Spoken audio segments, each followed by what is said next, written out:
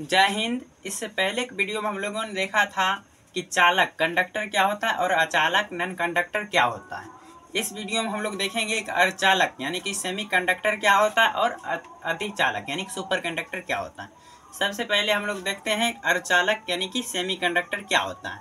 देखिए, हमने बताया था उस दिन कि कोई भी पदार्थ जो है वो दो भागों से मिलकर बना होता है। पहला सीबी जिसको कंडक्टिंग बॉन्ड बोलते हैं यानी कि चालन पट्टी, और दूसरा वीबी यानी कि वैलेंस बॉन्ड संयोजी पट्टी। दोनों के बीच में क्या होता है, एक अवरोध पैदा करने वाला ईजी यानी एनर्जी गैप वर्जित क्षेत्र पाया जाता है।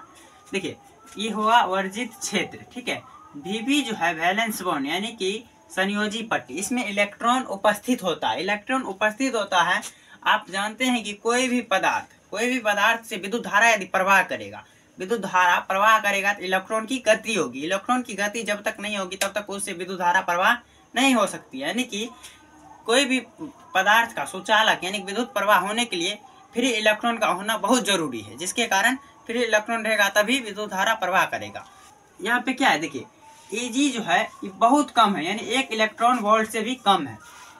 हमने पढ़ा था कि चालक में क्या पढ़ा था, तो चालक में Eg बहुत नगण्य होता है, यानी कि न के बराबर होता है, जिसके कारण इलेक्ट्रॉन सब कूद काद के तुरंत चले जाता है, जिसके कारण उसमें विद्युत धारा आसानी से प्रवाह कर जाती है। लेकिन बताया था कि जब अचालक पदार्थ होता है उसमें Eg बहुत मोटा होता है, जिसके कारण क्या होता है, तो इलेक्ट्रॉन को इस Vb से Cb में नहीं जाने देता है, जिसके कारण उससे विद्युत धारा प्रवाह नहीं होती। इस वीडियो में हम लोग अर्धचालक को देखेंगे। अर्धचालक में क्या होता है, तो ना तो चालक इतना होता है और ना ही अचालक इतना होता है। इसमें कम होता है, कितना होता है, तो 1 इलेक्ट्रॉन वोल्ट से भी कम होता है, कुछ ही मोटा होता है, जिसके कारण क्या होता है, इलेक्ट्रॉन तो इससे इसमें जाता है लेकिन बहुत कम मात्रा में, यानी कि कुछ इलेक्ट्रॉन जाता है, जिसके कारण कुछ विद्युत धारा प्रवाह होता है, कम होता है। यानी कि जिस पदार्थ से विद्युत धारा चालक और अचालक के बीच में हो, यानी कि चालक से कम हो और यानी कि अचालक में धोबे नहीं करता, लेकिन इसमें कुछ होता है। देखिए, इसमें देखते हैं कि इसका एग्जाम्पल की बात करें तो सिलिकॉन और जर्मेनियम सबसे अच्छा उदाहरण है इसका। अर्धचालक का सबसे अच्छा उदाहरण है सिलिकॉन और जर्मेनियम।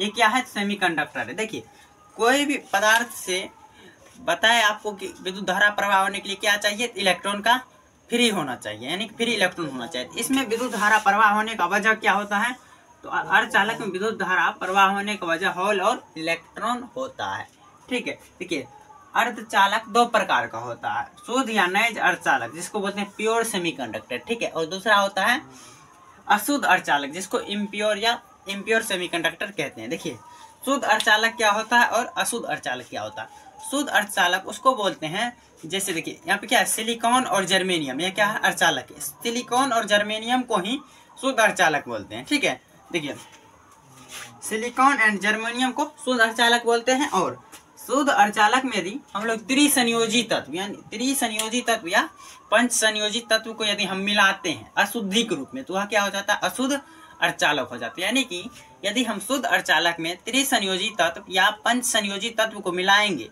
तो वह नया पदार्थ क्या हो जाएगा, नया पदार्थ हो जाएगा आपका अशुद्ध अर्धचालक, अशुद्ध अर्धचालक हो जाएगा। देखिए, उसके बाद यह जो शुद्ध अर्धचालक में हम लोग क्या करते हैं, त्रिसंयोजी या पंच संयोजी तत्व को मिलाते हैं। यह मिलाने की जो प्रक्रिया होता है इसे हम लोग डोपिंग यानी कि इसको हिंदी में मादन कहते हैं, ठीक है, डोपिंग यानी मादन कहते हैं। उसके बाद देखिए, अशुद्ध अर्धचालक जो होता है दूसरा, ये अशुद्ध अर्धचालक भी 2 प्रकार का होता है। कितने प्रकार का, 2 प्रकार का। पहला होता है एन टाइप सेमीकंडक्टर और दूसरा होता है पी टाइप सेमीकंडक्टर। देखिए, इन दोनों के बारे में समझते हैं। एन टाइप सेमीकंडक्टर क्या होता है और पी टाइप सेमीकंडक्टर क्या होता है। तो सिलिकॉन और जर्मेनियम में यदि पंच संयोजी तत्व को मिलाएंगे तो मेरा क्या आ जाएगा, एन टाइप सेमीकंडक्टर आ जाएगा। यदि पंच संयोजी तत्व को मिलाएंगे तो एन टाइप सेमीकंडक्टर आएगा। जैसे कि देखिए, सिलिकॉन में जोड़ दिए पंच संयोजी तत्व, यहाँ जर्मेनियम में भी जोड़ दिए पंच संयोजी तत्व। देखिए, पंच संयोजी में क्या सिलिकॉन या जर्मेनियम में पंच संयोजी मिलाते हैं तो क्या होता है, एन टाइप होता है। उसके बाद देखिए, सिलिकॉन में जोड़ दिया यहाँ पे, तो ये क्या हो गया, ये हो गया एन टाइप सेमीकंडक्टर। उसके बाद देखिए इसमें धारा जो प्रवाह होता है उसका वजह कौन होता है, तो धारा प्रवाह होने का वजह इलेक्ट्रॉन होता है, ठीक है, क्योंकि इलेक्ट्रॉन इसमें अधिक मात्रा में पाया जाता है और होल अल्प मात्रा में पाया जाता है, इसलिए इलेक्ट्रॉन इसका धारा प्रवाह होने का वजह होता है, ठीक है। अगला देखिए, अगला क्या है, एन टाइप का प्रकृति क्या होता है, माइनस होता है। एन याद रखना, एन यानी कि निगेटिव होता है, ठीक है। माइनस भी ये होता है। और देखिए सिलिकॉन या जर्मेनियम यानी कि शुद्ध अर्धचालक में यदि हम लोग यहाँ पंचसंयोजी मिलाए थे तो क्या हुआ, एन टाइप। यहाँ हम क्या मिलाते हैं, तो यहाँ त्रिसंयोजी तत्व को मिलाते हैं। यदि त्रिसंयोजी तत्व को मिलाएंगे तो मेरा क्या प्राप्त हो जाएगा, पी टाइप सेमीकंडक्टर प्राप्त हो जाएगा। यदि पंचसंयोजी तत्व को मिलाएंगे तो एन टाइप मिलेगा। यदि त्रिसंयोजी को मिलाएंगे तो क्या हो जाएगा, पी टाइप हो जाएगा। देखिए इसमें सिलिकॉन में त्रिसंयोजी मिला दिए, यहाँ भी जर्मेनियम में भी त्रिसंयोजी मिला दी, ये कौन टाइप हो गया, पी टाइप सेमीकंडक्टर, ठीक है। पी टाइप जो है इसकी प्रकृति कैसा होता है, इसका प्रकृति धनात्मक होता है। पी यानी कि प्लस, पी से याद रखना है प्लस यानी कि धनात्मक होता है इसकी प्रकृति। उसके बाद देखिए धारा, इसमें धारा प्रवाह होने का वजह कौन है, होल है, क्योंकि होल इसमें अधिक मात्रा में पाया जाता है। यहाँ देखिए, यहाँ सिलिकॉन या जर्मेनियम में पंचसंयोजी तत्व को मिलाते हैं तो एन टाइप बनता है, लेकिन यदि सिलिकॉन या जर्मेनियम में त्रिसंयोजी मिलाते हैं, त्रिसंयोजी, तो क्या बनता है, पी टाइप बनता है, पी टाइप बनता है। तो पी टाइप और एन टाइप को याद कैसे रखे, देखिए पंचसंयोजी, पंच यानी कि पी से पंच होता है, लेकिन थोड़ा एक्स्ट्रा दिमाग लगाना, क्या, तो पंच पी से पंच होता है तो पी नहीं होगा। याद रखना जब पंचसंयोजी मिलाएंगे तो क्या हो जाएगा, एन हो जाएगा, पी नहीं होगा, क्योंकि पी से पंच होता है। पी पंच, जब पंच संयोजी मिलाएंगे तो पी वाला नहीं होगा, यानी कि पी वाला को हटा देंगे, एन टाइप हो जाएगा। पंच संयोजी मिलाएंगे एन टाइप हो जाएगा। यदि उसके बाद एक तो याद ही रह जाएगा कि यदि त्रिसंयोजी तत्व को मिलाएंगे तो क्या हो जाएगा, पी टाइप हो जाएगा, ठीक है। चलिए अब अतिचालक के बारे में हम लोग समझते हैं, ठीक है।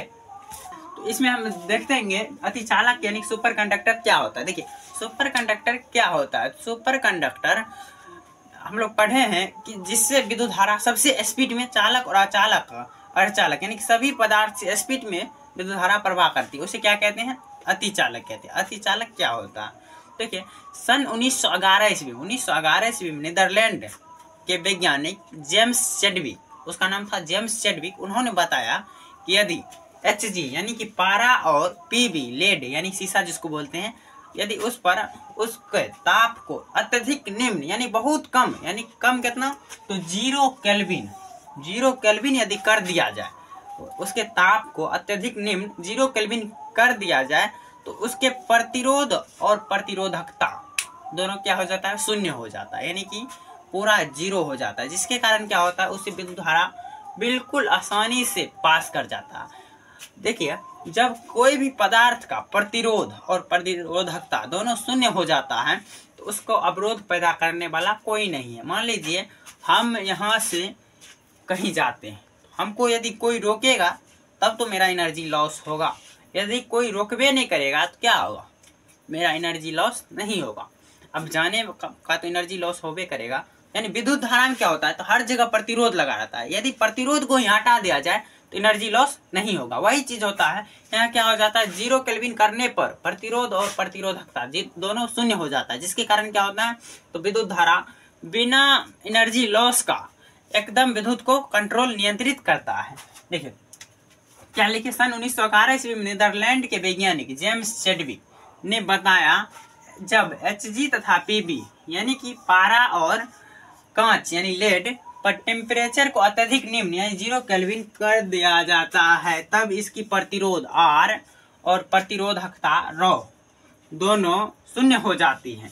देखिए शून्य हो जाती है, इससे क्या करेगा, विद्युत धारा आसानी से पास करेगा, और यह क्या करता है, विदाउट एनर्जी लॉस का करंट को कंट्रोल करता है, बिना एनर्जी लॉस किए हुए विद्युत को कंट्रोल करता है। और देखिए जिस ताप पर क्रांतिक ताप यानी क्रिटिकल टेम्परेचर क्या होता है, जिस ताप पर प्रतिरोध और प्रतिरोधकता का मान शून्य हो जाता है उस ताप को क्रांतिक ताप यानी कि 0 डिग्री केल्विन जो होता है, 0 केल्विन जो होता है वह क्या होता है, क्रांतिक ताप कहलाता है। देखिए जिस ताप पर प्रतिरोध और प्रतिरोधकता दोनों शून्य हो जाता है उस ताप को क्या कहते हैं, क्रांतिक ताप यानी क्रिटिकल टेम्परेचर कहते हैं, ठीक है। तो अभी तक पहले वाला वीडियो को नहीं देखे हैं चालक और अचालक को, तो उसको जाकर देख लीजिए, तब इसे यह आसानी से समझ जाइएगा। ठीक है, तब तक के लिए मिलते हैं अगले वीडियो में, तब तक के लिए जय हिंद।